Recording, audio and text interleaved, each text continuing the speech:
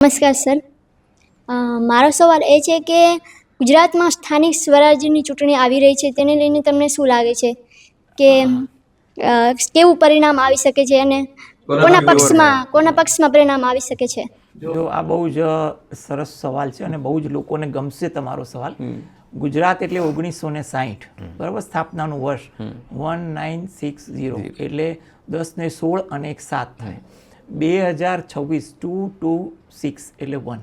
હવે તમે જોશો ને આ ચૂંટણી જોને એકદમ રસાકસી અને લોકોની લાગણી જેટલી દુભાઈ હશે ને એ દુભાયેલા લોકોના જેને કહે ને રિસ્પોન્સ પરાકાષ્ઠાએ પહોંચશે.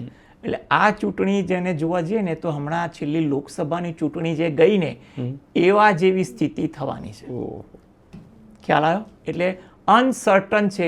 લોકો ગમે તેટલું કહેશે ને કે સ્વરાજની ચૂંટણીમાં અમે આટલી સીટો લાવશું, એ જાણવું અઘરું બનશે, કારણ કે ગુજરાતની સ્થાપનાનું વર્ષ અને 2026નું વર્ષ એવું કહે છે કે પરિસ્થિતિ કળવી ખૂબ જ, અને એમાં પણ પ્રજાનું મૂડ પારખવો અઘરો બનશે.